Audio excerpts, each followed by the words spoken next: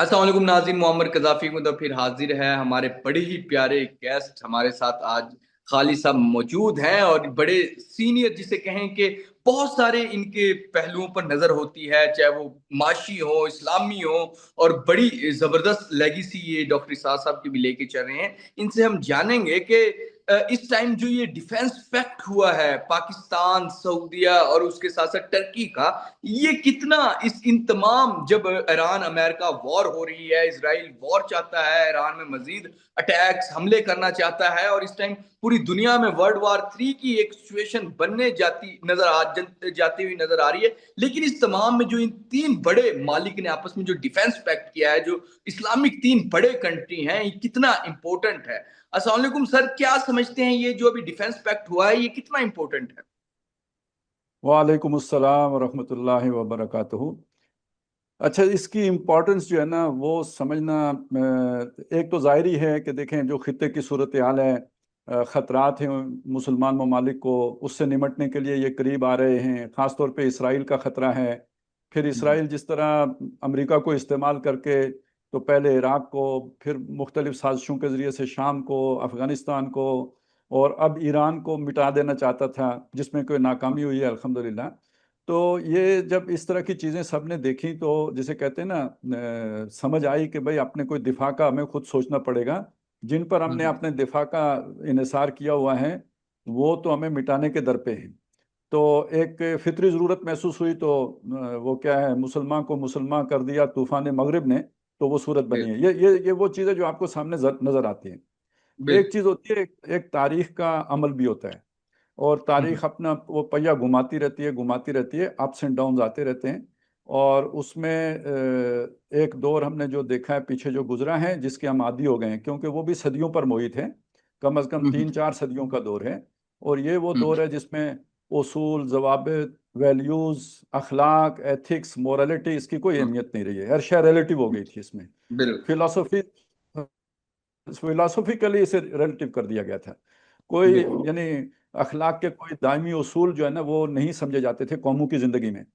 تو اس پر آپ قیاس کر لیں کہ سویلائزیشن جو ہے نا وہ کسی اخلاق اور ایتھکس پر نہیں کھڑی تھی، بلکہ مفادات پر کھڑی تھی، اور ویسٹڈ انٹرسٹ سے جو قوموں کو ڈرائیو کرتے تھے۔ اسی کی وجہ سے ایک جنگ عظیم ہوئی، دوسری جنگ عظیم ہوئی، اور اس کو جسٹیفائڈ کیا جاتا ہے کہ قوموں کے جو کانفلکٹس ہوتے ہیں وہ جنگوں کی شکل اختیار کر لیتے ہیں، اور سروائیول آف دا فٹسٹ، جس کی لاٹھی اس کی بھینس۔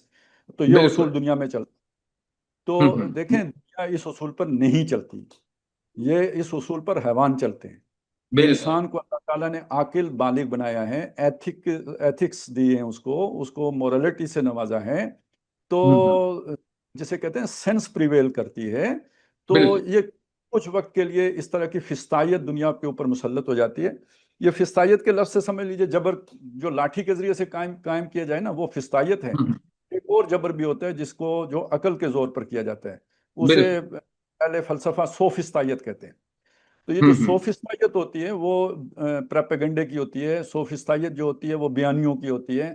تو یہ 3-4 صدیاں وہ فراڈ کی صدیاں ہیں، جس میں تھا تو سارا جو ہے نا چہرہ تو روشن تھا، اندرون چنگیز سے تاریک تر تھا۔ مختصر اگر کہوں تو یہ اس کی بنے گی۔ تو اب اس زمانے نے کروٹ لینی ہی تھی، تو یہ جو کروٹ لے گا یہ بھی آہستہ آہستہ لے گا۔ ہمارے بعض جو ہے نا جوشیلے نوجوان وہ چاہتے ہیں کہ ان کی زندگیوں میں بلکہ 1-2 سال کے اندر ہی تبدیلی واقع ہو جائے۔ ایسا ہوتا نہیں ہے، تاریخ بہت لمبا چکر کاٹ کے سیدھے رخ پر آتی ہے۔ استدار الزمان کا حیات یوم خلق اللہ السماوات والارض، حضور نے فرمایا تھا کہ جو یہ نسی کا قاعدہ تھا نا، وہ تبدیل کر دیتے تھے، محرم کے دنوں کو آگے پیچھے کر دیتے، محترم مہینوں کو، وہ بڑا لمبا گھوم گھام کے آج پھر وہاں پہ پہنچ گیا ہے جہاں پہ اللہ نے پہلے دن اسے قائم کیا تھا۔ تو اسی طرح سمجھ لیجئے کہ اس زمانے نے اپنی فطرت کی طرف، جس فطرت پر اللہ تعالیٰ نے انسانیت کی بنیاد رکھی ہے، اس کی طرف رجوع کرنا ہے۔ کل شیء یرجع الی اصلہ، ہر شے اپنی اصلیت کی طرف پلٹتی ہے۔ تو انسان کی اصلیت فراڈ نہیں ہے، انسان کی اصلیت جو ہے نا وہ سوفسطائیت نہیں ہے، انسان کی اصلیت اصول ہے۔ انسان کی فطرت کے اندر جو ہے نا ایتھکس رکھی گئی ہیں، ویلیو سٹرکچرز رکھے گئے ہیں۔ تو یہ واپس اس کی طرف لوٹنے کا سفر ہے، اور اس کا آغاز پتہ ہے کس چیز سے ہو رہا ہے؟ دنیا میں جو نیشن سٹیٹس ہیں نا، اس کے بالکل اینٹی تھیسس وہ ہے کہ جس پر پاکستان بنا ہے، اور وہ یہ ہے کہ نظریے کی بنیاد پہ ایک ملک بنا۔ لوگ اسرائیل کا نام لیتے ہیں، بالکل غلط لیتے ہیں، کیونکہ وہ ایک نیشن سٹیٹ ہی ہے۔ کیونکہ اس مذہبی میں ایک خاص قوم کے لوگ ہی داخل ہو سکتے ہیں، دوسری قوم کے لوگوں کو وہ اپنے مذہب کا حصہ ہی نہیں بناتے. تو بیسیکلی وہ ایک نسل پرست قوم ہے، جبکہ یہ صرف اسلام ہے جو آدمیت پر بات کرتا ہے، اور جو یہ جو ہے نا قومی تعصبات سے، یا جو بھی زبان کے تعصبات ہیں، رنگ کے تعصبات ہیں، نسل کے تعصبات ہیں، ان سے انسان کو ایک یوں سمجھے اسے گلوبل ولیج کا سٹیزن بناتا ہے. تو آفاقی جو ہے نا ایک نظریہ دیتا ہے، اور اس کی بنیاد ہوتی ہے لا الہ الا اللہ. اب ہمارے ساتھ بالکل ہوا کیا تھا اس بالکل ایرا میں، جو سوفسطائیت کا ایرا تھا، کیا ہوا کہ دیکھیں ترکوں کے خلاف بغاوت کر دی عربوں نے عرب نیشنلزم کی بنیاد پر. پھر عرب آپس میں ٹوٹ گئے اپنے چھوٹے چھوٹے نیشنلسٹ جو نا اپنے انٹرسٹ تھے ان کی بنیاد پر. ترک علیحدہ ہو گئے، عرب علیحدہ ہو گئے، ہر طرف یہ جو ابھی ایک کتنا بڑا جو ہے نا گیپ تھا عرب اور عجم کا، پرشین اور جو ہے نا اس کے مقابلے میں عرب کا. اب یہ دیکھیں کسی نے کوئی بہت بڑا، ہم نے کوئی بہت بڑا دائی نہیں دیکھا، کوئی بہت بڑا علامہ اقبال نہیں دیکھا، لیکن یہ فطرت کا سفر ہے کہ جو پاکستان جب بنا تھا نا آج سے 80 سال پہلے، تو ہم نے کہا بھائی ہم پنجابی بعد میں ہیں، بلوچی بعد میں ہیں، فلانے فلانے، ہم پختون بعد میں ہیں، پہلے لا الہ الا اللہ کا رشتہ ہے جس نے ہمیں جوڑا ہوا ہے. یہاں سے ایک پروسیس کا آغاز ہوا ہے، پاکستان کے بننے سے ایک پروسیس کا آغاز ہوا ہے، جو نیشن سٹیٹ کا تھیسس تھا اس کا جو اینٹی تھیسس تھا.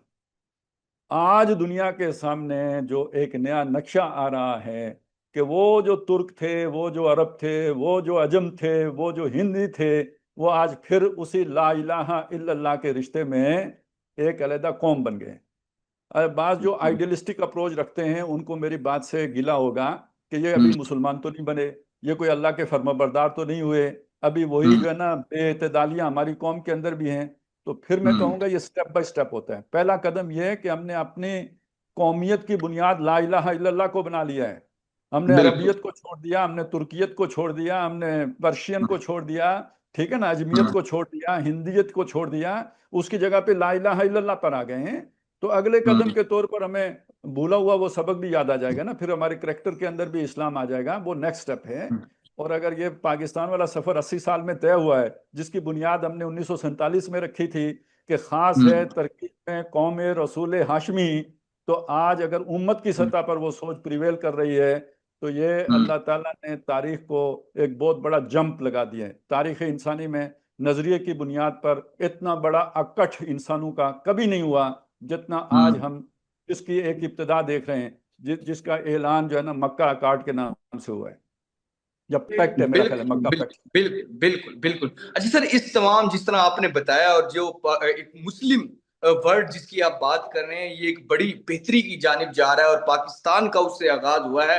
جس طرح پاکستان نے بھارت کو شکست دی، اور ایک زمانہ تھا جب کہا جاتا تھا کہ پاکستان کے ٹینکوں میں تیل نہیں ہے، لیکن پھر اللہ نے ہمیں وہ دن دکھایا کہ کس طرح بھارت کو، ایک تو ان کو جس طرح ان کے رافیل گرائے، اور جس طرح ان کو پوری دنیا میں ضلالت اٹھانا پڑی، وہ تمام بھی چیزیں ہم نے دیکھی. لیکن اس سے بعد پھر پاکستان نے جو ایران پر ایک جنگ مسلط کی، اس کا جس طرح ان کے درمیان ایک صلح کا پیغام لے کے گئے، اور امریکہ اور ایران کو ایک پیج پہ لائے. جو اسرائیل چاہتا تھا، اسرائیل کے ناپاک عزائم جو تھے وہ پورے نہیں ہونے دیے. اس تمام کے بعد اب جو پاکستان کا یہ دفاعی معاہدہ ہے، اس سے کیا ہوگا؟ کیا ٹرکی کے پاس، جو ان کے پاس جسے کہیں کہ ملٹری کے بڑے زبردست ان کے پاس بھی اثاثے ہیں، ان کے پاس زبردست ہتھیار ہیں، پاکستان ایک ایٹامک جسے کہیں کہ کنٹری ہے، تو یہ تمام مل کر کیا کریں گے اس خطے میں اور اسلامک ممالک کے لیے؟ اور یہ کس طرح کا پیکٹ ہوگا جو ڈیفینس پیکٹ ہوگا؟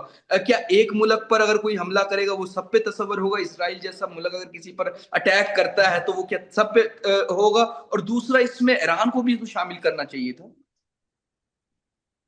اچھا دیکھیں، میں ایک بات عرض کروں گا، ہم مسلمانوں کا یہ پچھلی 2-3 صدیوں میں دیکھیں نا تو رویہ ایسا رہا ہے کہ ہم باتیں بہت بلند و بانگ کر دیتے ہیں، اور دعوے ہمارے بہت اونچے ہوتے ہیں، لیکن عمل ہمارا زیرو ہوتا ہے. اور ہم مطلب سوئے ہوئے شیر کو جگا دیتے ہیں کہ ہم آئے تمہیں کھائیں گے، تو وہ ہمارے حملے سے پہلے ہی کچی آنکھیاں مارے جاتے ہیں ہم.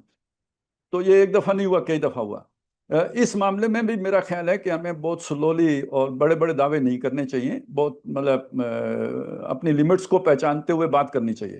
اچھا ویسے ہمارا پوٹینشیل کیا ہے، ذرا تھوڑا سا اس کا ہم جائزہ لے لیں. اس کا ذکر بھی نہیں کرنا چاہیے، لیکن یہ کہ اپنے تئیں ایک جائزہ لے لینا چاہیے کہ دیکھیں دنیا میں جو بھی ٹریڈ ہو رہی ہے اس میں جو بہت اسٹریٹجیکل ایریا ہے نا وہ مسلمانوں کے قدموں کے نیچے ہے. وہ نیل کے ساحل سے لے کے تابا خاک کاشغر جو ہے نا، تو یہ سارا وہ روٹس ہیں کہ جو دیکھیں نا، ایک ہرمز بند ہوتی ہے تو دنیا کو وقتہ پڑ جاتا ہے، اور باب المندب بند ہوتا ہے تو اس سے بھی بڑا وقتہ پڑ جاتا ہے. اب آپ سوچیں نہر سویز بند ہو جائے تو یہ سب کچھ آپ کی دسترس میں ہے نا. اس کے دعوے کرنے کی ضرورت نہیں ہے، اس کی دھمکیاں دینے کی ضرورت نہیں ہے، لیکن یہ کہ دنیا کو پتہ ہوتا ہے نا بھائی یہ تھریٹ ہے. آپ نہ بھی کہیں تو جب آپ کا ایکا ہو جائے گا تو وہ تھریٹ نظر آ جائے گی. ایک بات میں نے یہ بتائی آپ کو، آپ کی جو اسٹریٹجیکل لوکیشن ہے مسلم امہ کی، اس کی اہمیت آپ کے سامنے رکھی ہے. اس کے بعد اگر آپ یہ جو نا یہ ویسٹرن ایشین سٹیٹس ہیں، جو ویسٹ ایشین سٹیٹس جو آزاد ہوئی ہیں رشیا سے، تو ان کی جو اسٹریٹجیکل اہمیت ہے اس کی طرف تو ابھی کسی کی نگاہ ہی نہیں گئی نا. یہ تو یوں سمجھیے کہ یہاں یہ اگر جڑ جاتے ہیں اس خطے کے ساتھ تو دنیا کے آپ خواہ مخواہ حکمران بن جاتے ہیں. اس سے آگے دیکھیں، دنیا میں سب سے زیادہ یوتھ جو ہے وہ مسلمانوں کے پاس ہے. دنیا کے معدنی وسائل سب سے زیادہ مسلمانوں کے قدموں کے نیچے اللہ نے رکھے ہوئے ہیں. اب آگے آ جائیں، ٹھیک ہے ٹیکنالوجی میں مغرب نے بہت جو ہے نا وہ آگے نکل گئے ہیں، لیکن یہ کہ ٹیکنالوجی میں بھی دنیا بدل رہی ہے. 20ویں صدی کی جنگیں اور تھیں، 21ویں صدی کی جنگیں اور ہیں. آپ نے دیکھا ایران کی کیا حیثیت ہے امریکہ کے مقابلے میں، لیکن امریکہ اپنی دانتوں کا زور لگا کے بھی ایران کو جو ہے نا وہ شکست نہیں دے سکا ہے. یہ ایک صدی کی جنگ کی یوں سمجھیے کہ اسٹریٹجی کا فرق ہے. اب یہ ہے کہ وہ آپ کے چھوٹے چھوٹے مچھر جو ہے نا وہ پورے پورے ہاتھیوں کو نگل جاتے ہیں. وہ ڈرون کیا ہوتا ہے، ایک مچھر ہی ہوتا ہے نا، اور پورے پورے فلیٹ جو ہے نا اس سے گھبرا کے جو ہے نا وہ کہاں سے کہاں بھاگ رہے ہوتے ہیں. میں صرف آپ کو اشارے کر رہا ہوں کہ اس نئی ٹیکنالوجی میں آپ یہ نہیں کہہ سکتے کہ آپ کوئی بہت پیچھے رہ گئے ہیں دنیا سے. اب دنیا آپ کے آگے ہے، آپ پیچھے ضرور ہیں لیکن دنیا کو آگے لگایا ہوا ہے. ٹھیک ہے، اب ادھر پہنچ گئے آپ. اب اسرائیل تک صفحے ماتم بچھی ہوئی ہے. اسی کے ساتھ ساتھ آپ دیکھیں، میں یہ کہہ رہا تھا ٹیکنالوجی میں بھی آپ کوئی پیچھے نہیں ہے. ایران کی آپ نے ڈرون ٹیکنالوجی دیکھ لی. ترکی اس میں معاملے میں بھی بہت آگے ایڈوانس ہے، اس کی ایئر فورس بھی بہت مضبوط ہے. اسی طرح پاکستان کی میزائل ٹیکنالوجی ہے، ایٹمی ٹیکنالوجی ہے. عرب کے پاس دولت کے انبار ہیں. یہ سب پول نہیں ہو رہا تھا نا، یہ سب تتر بتر تھا، منتشر تھا، آگے پیچھے تھا. تو سب سے بڑی اچیومنٹ یہ ہے کہ یہ اب متحد ہو گئے. چیزیں آہستہ آہستہ آگے بڑھتی ہیں، کن فیکون نہیں ہوتا ہے، یک لہجہ نہیں ہو جاتا سب کچھ.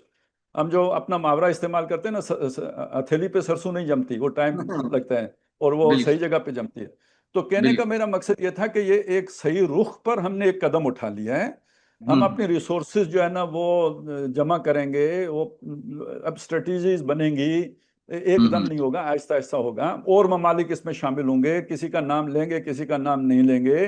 میں یہ نہیں سمجھتا کہ ایران اس سے باہر ہے، میں نہیں سمجھتا کہ مصر اس سے باہر ہے، لیکن کسی کے لیے خواہ مخواہ ایسی پوزیشن نہیں بنانی چاہیے کہ وہ ابھی سے لوگ خوف زدہ ہو جائیں کہ یہ مسلمان کیا کرنے چلیں.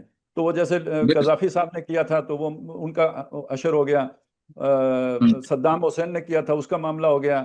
تو ذرا تھوڑا سا بچ بچ کے چلنا چاہیے، اس میں کوئی حرج نہیں ہے. لیکن آپ کچھ چیزیں دیکھیں کہ آخر لیبیا نے پاکستان کو کیا دینا ہے کہ پاکستان جا کے لیبیا کے ساتھ بھی کوئی پیکٹ کرنے کے چکروں میں ہے. صومالیہ نے آپ کو کیا دینا ہے کہ آپ صومالیہ کے ساتھ بھی جا کے کوئی جو ہے نا وہ معاہدہ کرنا چاہ رہے ہیں. تو یہ جگہوں کی اہمیت ہے.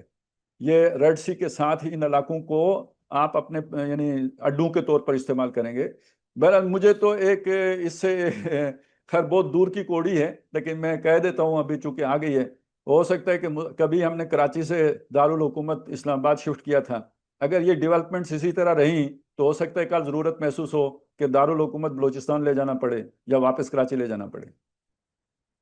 بڑی آپ نے جو لاسٹ میں یہ بات کی بڑی گہری بات ہے سمجھنے والوں کے لیے. اچھا سر، اس تمام کو اگر ہم سمیٹیں، جس طرح آپ نے کہا کہ آپ سمجھتے ہیں کہ ایران بھی اس پیکٹ سے دور نہیں ہے، تو جو امریکہ اور اسرائیل اس تمام کو کیسے دیکھ رہے ہوں گے؟ وہ اس کو کیا سمجھ رہے ہوں گے کہ یہ کیا اسلامک نیٹو کی طرف نہیں بننے جا رہی یہ تمام ڈیولپمنٹس؟ دیکھیں سمجھنا ایسا ہوتا ہے نا، جب ہم سپر پاور تھے تو دنیا میں کچھ ڈیولپمنٹس ہو رہی تھیں تو ہمارے حکمران بھی انہیں دیکھ رہے تھے اور جو کچھ بھی سمجھ رہے تھے سو سمجھ رہے تھے. کاؤنٹر اسٹریٹجی نہیں بنا سکے، ناکام ہو گئے. تو ایک یہ ہے کہ آپ پرسیو کیا کر رہے ہیں، دوسرا یہ ہے کہ اس کے کاؤنٹر میں آپ اقدامات کیا کر رہے ہیں. تو اس وقت صورتحال یہ ہے کہ امریکہ اپنا جیسے وہ ریشم کا کیڑا ہوتا ہے نا، کہ جو اپنے گرد ایک ریشم جو ہے نا وہ بنتا رہتا ہے، بلکہ یہ کہ وہ اپنے گرد لپیٹتا رہتا ہے اور پھر اسی میں گھٹ کے مر جاتا ہے۔ امریکہ کی صورتحال یہ ہو چکی ہے، وہ اپنے اقدامات کے اندر ہی گھٹ کے رہ گئے ہیں، اور اس کی معیشت جس رخ پہ پہیہ چل پڑا ہے نا، کہ اب اگر فرض یعنی اس کی جو کل قومی آمدنی ہے اس کے مقابلے میں اس کے جو اخراجات ہیں وہ $7 ٹریلین پر ایئر جو ہے نا زیادہ ہیں، تو یہ کس طرح جا رہا ہے آپ ذرا سوچیں نا۔ تو یعنی وہ بس وہ اب یوں بالکل۔ سمجھیے کہ ریشم کے کیڑے کے گرد جو ہے نا وہ ریشم لپٹی گئی ہے، اب وہ ہوں آہستہ آہستہ جو ہے ہاتھ ہی گرے گا، آج گرے کل گرے 10 سال میں گرے، لیکن یہ ہوں کہ اس کا جو ہے نا وہ گرنے کا پروسیس شروع ہو گیا۔ اس کا یہ مطلب نہیں کہ امریکہ کوئی بم سے اڑ جائے گا، مطلب یہ ہے کہ وہ ایک سپر پاور کے طور پر اپنا رول ادا کرنے کے قابل نہیں رہے گا، ایک ریجنل پاور بن کے رہ جائے، اتنا ہو جائے، یعنی بر اچھا اعظم سر، جہاں امریکہ تک رہ جائے۔ پاکستان نے اس تمام چیز کو بڑی کوششیں کی، ان تمام چیزوں میں بہت امپورٹنس ہے پاکستان کی، تو ایک تو بھارت جو پاکستان کے ساتھ جس کی اکثر جنگ کی صورتحال بنی ہوتی ہے، دہائی میں 2-3 دفعہ تو ہو جاتے ہیں بھارت کے ساتھ پاکستان کے اس طرح کے معاملات، وہ کس طرح دیکھے گا؟ اور دوسرا، سعودی عرب بڑی کوشش کر رہا تھا اس تمام کی، سعودی عرب کس طرف چاہتا ہے؟ کیونکہ سعودی عرب ایک ایسا کنٹری جس کے پاس جسے کہیں کہ ایک ان کے پاس اچھا خاصا آئل ریسورسز ہے، اور جسے کہیں کہ جو پیسوں والا اصل ان تمام مالک میں کوئی ملک ہے تو وہ سعودی عرب ہے، لیکن باقی دو جو مالک ہیں وہ ملٹری کے لحاظ سے زیادہ امپیکٹ فل ہیں۔ تو یہ تمام کنٹریز کا جو دفاعی معاہدہ ہے، ان کے اندر کس طرح یہ کیا اپنے جو جس طرح پاکستان کے پاس ایک ایٹمی ہتھیار تو ہے، ٹرکی کے پاس جس طرح آپ نے بتایا کہ ملٹری کے بڑے اچھے اکوپمنٹ ہیں، تو کس طرح ٹریڈ کس طرح ہوگی، کس طرح اس پیکٹ کو آگے چلایا جائے گا، اس پیکٹ کا مقصد کیا ہوگا؟ دیکھیں ابھی تو ڈیفنس پیکٹ ہے، اور پروڈکشن وغیرہ ترکی پاکستان کریں گے، سعودیہ سرمایہ فراہم کرے گا، شاید $29 بلین کی بات ہوئی ہے، بہت بڑا یعنی اپنی جگہ پہ ایک یہ کام ہے۔ آپ نے اصل میں انڈیا کا پوچھا تھا، بہت اہم اس کا رول ہوگا، ظاہر ہے ایک اہم ساؤتھ ایشیا کا ملک ہے وہ، اور بہت بڑی طاقت ہے، اور امریکہ کی بساط کا اہم مورا ہے، اسرائیل سے بھی بڑا مورا ہے۔ لیکن یہ کہ بات یہ ہے کہ انڈیا نے تاریخ میں بہت یوں سمجھے کہ بہت حد تک ایک معتدل رول ادا کرتا رہا انڈیا، جب تک کہ کانگریس کی حکومت رہی ہے۔ یہ انڈیا کی بدقسمتی ہے کہ تاریخ جب ایک بہت اہم موڑ مڑ رہی تھی، اس موقع پر وہاں پہ ایک انتہا پسند لوگوں کی حکومت قائم ہو گئی، اور مودی جیسا سرفرا آدمی ان کا پرائم منسٹر بن گیا، یا کہہ لیں ہلکا آدمی، یعنی جو کوئی گہرائی میں جو نہ سوچ سکتا ہے نہ کوئی ویژن رکھتا ہے۔ اور نہ صرف ایک مودی اکیلا نہیں ہے، بلکہ پورے سیٹ اپ کے اندر پینیٹریٹ کر گئی وہ انتہا پسندی، ان کی عدالتوں کے اندر، ان کی فوج کے اندر، ان کی بیوروکریسی کے اندر، ان کی پالیسی میکنگ کے جتنے ادارے ہیں ان کے اندر، تو وہ جو ہے نا سوچ ان کے اندر گھس گئی، اور وہ شاید سازشیں تھیں یا کیا تھیں، انہوں نے سمجھا کہ ہم کو جو ہے نا وہ اکھنڈ بھارت بنا لیں گے، پاکستان کو ختم کر لیں گے، عربوں کو دوبارہ جو ہے نا بت پرستی پر آمادہ کر لیں گے، مندر جا کے دبئی میں ملا لیں گے، پتہ نہیں کیا کیا خواب بیچاروں نے دیکھے۔ لیکن یہ کہ اس بدلتی دنیا میں انڈیا اگر وہ جو کانگریس کے زمانے کا رول تھا اس پہ آ جاتا، حالات دیکھ کر چلنے والی پالیسی بناتا، تو اسرائیل کا رول، انڈیا کا رول جو بنتا تھا وہ چائنا کے پڑوس میں تھا، وہ چائنا کے لیے ہم سے زیادہ جو ہے نا وہ مفید دوست ثابت ہو سکتا تھا۔ انہوں نے بلنڈر کیے ہیں کہ چائنا سے دوری اختیار کر کے 7 سمندر پار جا کے امریکہ سے یاری لگائی ہے۔ اتنے دور کا دوست جو ہے نا وہ کام کا نہیں ہوتا، رشتہ دار ہو وہ بھی نہیں کام کا ہوتا، پڑوس میں جو ہے اس کے ساتھ جو اچھا تعلق ہو وہ زیادہ کام آتا ہے۔ تو انڈیا بہت سارے نادانیاں کر چکا ہوا ہے، بہت ساری بیوقوفیاں کر چکا ہوا ہے، احمقانہ حرکتیں کر چکا ہوا ہے۔ لیکن ابھی بھی اگر انڈیا کو ہوش آ جاتا ہے، وہ چائنا کے ذریعے سے پاکستان کے ساتھ معاملات اپنے ٹھیک کر سکتا ہے۔ کشمیر کا مسئلہ ہے وہ حل کرنا کیا مشکل ہے، مطلب وہ چھوڑ دینے سے کوئی ان کو پر قیامت تو نہیں آ جائے گی۔ دوسری بات یہ ہے کہ تجارت کے راستے کھولے جا سکتے ہیں، بہت کچھ ہے، اور انڈیا یہ بھی کہہ سکتا ہے کہ جتنے پاکستان میں مسلمان ہیں اتنے میرے اندر بھی مسلمان ہیں، مجھے بھی اس بلاک میں شامل کرو۔ تو یہ کم از کم یہ کہ جو تجارتی آپ بلاک بنا رہے ہیں اس میں مجھے بھی شامل کرو۔ چلیں آپ اسلامی دفاعی بلاک میں شامل نہیں کرتے تو کل اگر کوئی برکس کی طرح یا اس طرح کا کوئی آپ نے اور کوئی بنانا ہے تو اس میں مجھے ایکٹیو رول دو، میرے پاس بھی اتنے مسلمان ہیں۔ لیکن وہ بھی ماشاءاللہ جیسے کہتے ہیں نا، اللہ تعالیٰ جب ناراض ہوتا ہے تو سب سے پہلے جو ہے نا عقل چھین لیتا ہے، تو حالانکہ برہمن تو بہت عقلمند مشہور ہے، اور کہتے ہیں برہمن گرے گا تو کچھ دیکھ کے گرا ہوگا، ایسے تو نہیں گرا، کچھ دیکھ کے گرا، لیکن یہ پہلا موقع ہے کہ برہمن ویسے ہی گر گیا۔ بالکل بالکل بالکل۔ اچھا سر، اس تمام کے حوالے سے ہم نے انٹرنیشنل جو معاملات ہیں ان پہ تو بات کی، لیکن جو بلوچستان اور کے پی کے میں معاملات چل رہے ہیں ان پہ آپ کی بڑی گہری نظر ہوتی ہے۔ اگر اس میں جو دیکھیں گے جہاں پاکستان کی افواج آپریشنز کر رہی ہیں، انٹیلیجنس بیس آپریشن ہو رہے ہیں، اس کے ساتھ ساتھ بے شمار چیزیں چل رہی ہیں وہاں پر، ایکٹیویٹیز چل رہی ہیں، لیکن پھر بھی جسے کہیں کہ دھماکے ہو گئے، ایف سی پہ کبھی دھماکہ ہوتا ہے، کبھی کسی تھانے پہ اٹیک ہو جاتا ہے، ابھی جو سوات میں واقعہ ہوا اس میں جس طرح لوگ اور پولیس اہلکار شہید ہوئے، تو یہ تمام چیزیں، تو یہ ایک طرف تو انٹیلیجنس بیسڈ اور جس طرح آئی ایس پی آر آ کے بتاتے ہیں کہ جو معاملات چل رہے ہیں، لیکن پھر بھی اتنی بڑی تعداد میں حملے ہونا، اٹیک ہونا، تو یہ کیا وجوہات ہیں؟ کون سی پالیسی پاکستان کی ہے جو ٹھیک نہیں ہے، یا پالیسی ٹھیک ہونے کے باوجود یہ تمام چیزیں ہو رہی ہیں؟ نہیں، میرا تو خیال یہ کہ پالیسی ٹھیک نہیں بھی ہے، اور لیکن یہ کہ یہ صرف پالیسی غلط ہونے کا نتیجہ نہیں ہے، اس میں اور بھی بہت سے عوامل ہیں۔ دیکھیں کہ کوئی ایک عمل ہوتا ہے نا، آپ حلوہ پکاتے ہیں تو اس حلوے کے اندر بھی ایک چیز تو نہیں ہوتی نا، صرف چینی تو نہیں ہوتی نا، سوجی بھی ہوتی ہے، گھی بھی ہوتا ہے، بہت سارے، پھر ایک خاص اس کو جو ہے نا پروسیس سے پکانا پڑتا ہے۔ تو اسی طرح جہاں کہیں کھچڑی پکتی ہے نا، اس طرح کی فساد کی کھچڑی، تو اس کا بھی ایک عامل نہیں ہوتا، کئی عوامل ہوتے ہیں اس کے۔ تو اس میں ایک عامل میں ہماری پالیسی کی غلطی بھی شامل ہے، اور پالیسی کی غلطی یہ نہیں کہ ہم ٹیررزم کے خلاف ہم نے اسٹریٹجی کیا بنائی ہے، یہ غلطی کہ میں نہیں کہہ رہا، میں اصل میں جسے غلطی کہہ رہا ہوں وہ یہ کہ ہم نے اپنی جو نظریاتی اساس ہے، جس کا میں نے شروع میں ذکر کیا، لا الہ الا اللہ، اس کی طرف عملی پیش قدمی نہیں کی۔ وہ عملی پیش قدمی نہ کرنے کی وجہ سے عام شہریوں کے اندر ریاست کے بارے میں بدگمانی پیدا ہوئی ہے، اعتماد کا یہ ٹرسٹ ڈیفیسٹ جسے آپ کہتے ہیں وہ پیدا ہوا ہے۔ اس کو ایکسپلائٹ کیا ہے پاکستان کے ان دشمنوں نے، کہ جو اب یہ جو اسٹریٹجیکل یہ ساری ڈیولپمنٹس ہو رہی ہیں، جن کو کھلتی ہیں، جنہیں اس میں اپنے لیے خطرہ محسوس ہوتا ہے، وہ پاکستان کو جو ہے نا وہ اس کے اندر انتشار پیدا کرنے کے لیے وہ پھر ان عناصر کو جو ریاست سے ناراض ہیں، جن کا اعتماد مجروح ہے، ان کو استعمال کرتے ہیں، ایکسپلائٹ کرتے ہیں، اور پھر یہ ایک چین ری ایکشن شروع ہو جاتا ہے۔ ظاہر ہے جب آپ اسے کاؤنٹر کرنے جائیں گے، دو چار لوگ جو ہے اس میں اگر مارے جاتے ہیں، اب ان کے رشتہ دار ہیں جنہوں نے وہ دیکھا ہے، تو وہ پھر ایک چین ری ایکشن شروع ہو جاتا ہے، اور وہ چیزیں ہیں جن کو ہم لے کے چل رہے ہیں۔ لیکن دیکھیں یہ اس کا وہ رخ ہے جو نیگیٹو ہے، اس کا آخر کوئی پازیٹیو رخ بھی تو ہوگا نا۔ یہی چیز تو ہمیں بتا رہی ہے کہ ہمارے دشمن کہاں کہاں ہیں۔ اب ظاہر ہے آپ کی اگر فرض کریں انویسٹیگیشن ہوتی ہے، اور جو ایجنسیز ہیں وہ کام کرتی ہیں، وہ ٹریس کرتی ہیں، انہیں وہ بتا سکیں یا نہ بتا سکیں، یہ تو معلوم ہوتا ہے نا کون کون ہے اندر کا، کون کون ہے جو کس کس کے ساتھ ملا ہوا ہے۔ تو یہ چیزیں جب کھلتی ہیں تو یہ ایکسپوز ہو رہے ہوتے ہیں، تو آپ آہستہ آہستہ آگے بڑھتے ہیں اور ان عناصر کو دیکھتے ہیں کہ مارے آستین کون ہیں، آپ کے آستین میں چھپے ہوئے سانپ کون ہیں، بیرونی ایجنٹ کون ہیں، وہ پکڑے جائیں۔ پھر یہ سارے جو ہے نا آپ اپنی پالیسی کو بھی بہتر سر، کرتے ہم ہیں، اس تمام پالیسی دشمنوں کی کو بھی بھی آپ نے پہچان۔ بات کی، دیکھیں ہم دیکھتے ہیں افغانستان کے ساتھ ہم نے جتنے اچھے معاملات رہے، ہمارے D G I S P R Faiz Hameed تو ان کے ادھر جو کابل ہے وہاں پر کعوہ بھی پیتے ہوئے ہمیں نظر آئے، اور بہت ساری چیزیں تھی ہماری ماضی میں افغانستان کے ساتھ۔ تو افغانستان کیوں اس ڈگر پر لگ چکا ہے کہ وہ صرف بھارت کے کیمپ میں جا بیٹھا ہے، جہاں ترکی، سعودی عرب جیسے دفاعی معاہدہ پاکستان کروا رہا ہے، پاکستان یہ تمام چیزیں لے کے چل رہا ہے، لیکن وہ جن کے خلاف وہ ان کے آباء و اجداد تھے، مطلب کہ افغانستان کے جو پرانے لوگ تھے وہ سارے خلاف تھے ان کے، ملا عمر سے لے کے ساری ان کی پرانی لاٹ، لیکن آج وہ انہی کے کیمپ میں جا کے بیٹھے ہوئے ہیں۔ سر، کیا ان کو اپنے ماضی سے ذرا جسے کہیں کہ انہیں نہیں پتا کہ ان کا آباء و اجداد کہاں تھے؟ آپ تو ہسٹری کو آپ خود بھی جانتے ہیں سر۔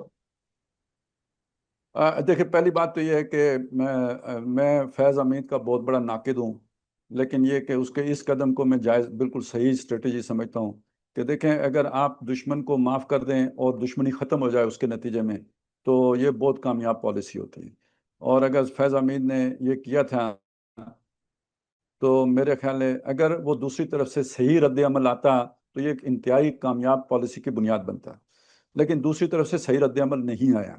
تو اس کا مطلب میں اسے یوں کہہ لوں کہ پاکستان نے اپنی طرف سے آخری حد تک بھائی چارے کا اظہار کیا، فیض حمید کا کعوہ جو ہے، ٹھیک ہے، لیکن یہ کہ جو دل میں سختی آ چکی تھی طالبانوں کے دل میں، وہ ہمارے ری ایکشن میں ہی صحیح چلیں۔ وہ ان کا ہمارے اوپر یہ الزام ہے کہ ہم نے امریکہ کا ساتھ دیا تھا جب امریکہ نے طالبان کے اوپر حملہ کیا تھا 2001 میں۔ یہ بات ان کی بات جائز ہے، भूल वो ये जाते हैं कि बहरहाल एक तरफ हमने अमेरिका का साथ भी दिया, लेकिन दूसरी तरफ ये हमारा ही मुल्क था, यहीं की आवाम थी, यही कौम थी जिसने उन्हें चंदे भी दिए, उन्हें सपोर्ट भी किया, परवेज मुशर्रफ की मुखालफत भी की इसी वजह से। और ये कि बहरहाल रियासत के वो लोग भी तो थे ना एहलकार, जो जिन्होंने इन लोगों को पनाहें भी दी, कोयटा में लाके पनाह दी, अब्टाबाद में लाके पनाह दी, इस्लामाबाद में लाके पनाह दी, कहीं कहाँ कहाँ। इसीलिए तो अमेरिका कहता था तुमने डबल गेम की है, तो हमने इनकी मोहब्बती में वो डबल गेम की थी। वो उस बात को ये बिल्कुल भूल गए। और जो एक उनको नाराजगी थी, गुस्सा था हमारे ऊपर, जो वो कि भाई तुमने अमेरिका का साथ दिया, अब उस गुस्से में आके आज वो अमेरिका के साथी बन गए हैं। यानी आप ज़रा सोचें कि हम अगर परवेज मुशर्रफ के मुखालिफ थे इस वजह से कि उसने अमेरिका की जंग जो है ना वो लड़ी है, तो आज अगर तालिबान अमेरिका की जंग लड़ेंगे तो हम उनकी भी मुखालफत करना हमारी जिम्मेदारी बनती है ना, कि नहीं? तो आज जैसे परवेज मुशर्रफ अपने वक्त में अमेरिका का एजेंट था, लेकिन वो फिर भी डबल गेम करता रहा, ऐसे तालिबान आज अमेरिका के एजेंट हैं बगैर डबल गेम किए। बिल्कुल, बड़ी आपने गहरी बात की। जी तो नाज़रीन, जिस तरह के खालिद महमूद अब्बासी साहब हमारे साथ मौजूद थे, और इस टाइम जो डिफेंस पैक्ट हुआ पाकिस्तान, टर्की और सऊदी अरब का, उसके हवाले से बताया, और उसके साथ साथ जो बलूचिस्तान और केपीके में दहशतगर्दी की एक न्यू लहर आई है उसके हवाले से भी हमें बता रहे थे। फिलहाल की नाज़रीन, मोहम्मद कज़ाफ़ी को और खालिद महमूद अब्बासी साहब को इजाज़त दीजिए। खुदा हाफ़िज़। शुक्रिया सर। सर, कब तक आप जी इस्लामाबाद मेहरबान। में? इस्लामाबाद में आप कब तक हैं? कल कल शाम तक इंशाल्लाह। कल शाम तक? फ्राइडे को ही बस आप इस्लामाबाद होते हैं? जी फ्राइडे हफ्ता नहीं, बल्कि परसों शाम तक, मैं भूल गया, परसों शाम परसों तक। परसों, ठीक है। चलें, एक तो मैं इंशाल्लाह आपसे नेक्स्ट वीक मुलाकात भी करता हूँ, और आपके साथ फिर कोई नशिस्त भी करते हैं पॉडकास्ट वाली। ठीक है ठीक सर। ठीक ठीक ठीक थैंक्स होगी। सर। मेहरबानी, अस्सलाम वालेकुम। वालेकुम।